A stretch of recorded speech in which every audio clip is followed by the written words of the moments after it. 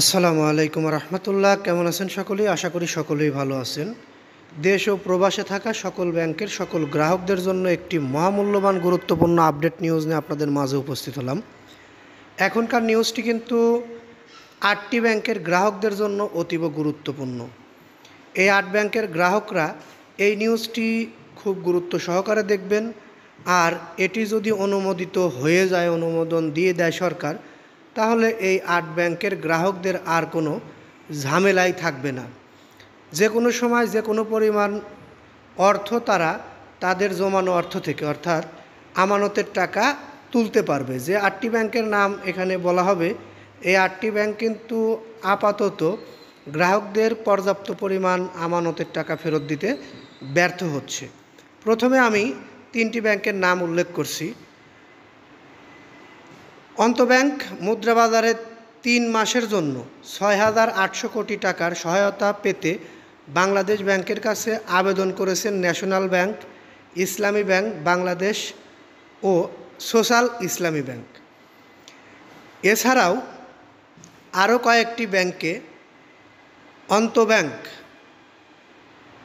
মুদ্রা বাজারে তারা তারল্য সহযোগিতা পাবে বলেও আমরা এই নিউজের মাধ্যমে জানতে পেরেছি। ধৈর্য সহকারে পুরোটা শুনলে বিস্তারিত বুঝতে পারবেন। পুনর্গঠিত ন্যাশনাল ব্যাংক তারল্য সহায়তা হিসেবে সর্বোচ্চ 5,000 কোটি টাকা, ইসলামী ব্যাংক 1,100 কোটি টাকা ও সোশ্যাল ইসলামী ব্যাংক 700 কোটি টাকার গ্যারান্টি চায় বাংলাদেশ ব্যাংকের কাছে। বাংলাদেশ ব্যাংকের এক ঊর্ধ্বতন কর্মকর্তা বলেন, এই 3 ব্যাংক আনুষ্ঠানিকভাবে কেন্দ্রীয় ব্যাংকের গ্যারান্টির জন্য আবেদন করেছে। তাদের আবেদন এখনও অনুমোদিত হয়নি। নাম প্রকাশ না করার শর্তে ওই কর্মকর্তা আরও বলেন, আমরা ওই ব্যাংকগুলোর সঙ্গে বৈঠক করব। এই বিষয়ে পরিপত্রের পরে গ্যারান্টির জন্য আবেদন ফর্ম পরিবর্তন করা হবে।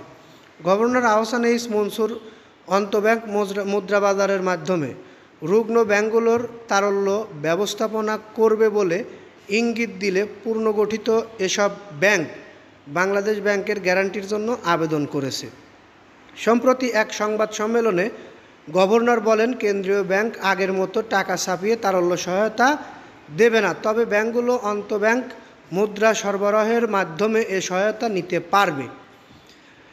এই 3 ব্যাংক ছাড়াও ইউনিয়ন ব্যাংক, গ্লোবাল ইসলামী ব্যাংক, ফার্স্ট সিকিউরিটি ইসলামী ব্যাংক সহ আরও কয়েকটি পুনর্গঠিত ব্যাংকও তারল্য সহায়তার জন্য বাংলাদেশ ব্যাংকের গ্যারান্টি নেওয়ার পরিকল্পনা করেছে বলে সংশ্লিষ্টরা জানিয়েছে। গভর্নর হিসেবে দায়িত্ব নেওয়ার পর অর্থনীতিবিদ আহসান এইচ মনসুর গত 20 আগস্ট ন্যাশনাল ব্যাংকের পরিচালনা পর্ষদ ভেঙে দিয়ে নতুন পর্ষদ গঠন করে। পরে ব্যবসায়ী ও বিএনপি ভাইস চেয়ারম্যান আব্দুল আওয়াল মিন্টুকে ব্যাংকটির পরিচালনা পর্ষদের চেয়ারম্যান করা হয়।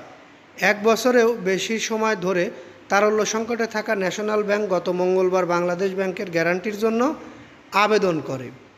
ন্যাশনাল ব্যাংকের ব্যবস্থাপনা পরিচালক ও সিইও তৌহিদুল আলম খান জানান, গ্যারান্টির জন্য কেন্দ্রীয় ব্যাংকে আবেদন করেছি।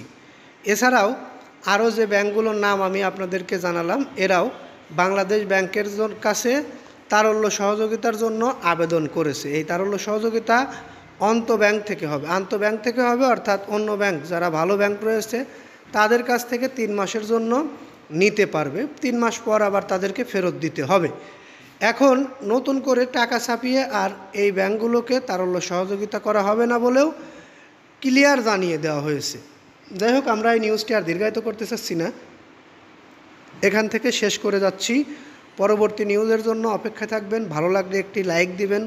পরবর্তী নিউজ পেতে চ্যানেলটি সাবস্ক্রাইব করবেন। এই বলে এখান থেকে বিদায় নিই। আসসালামু আলাইকুম।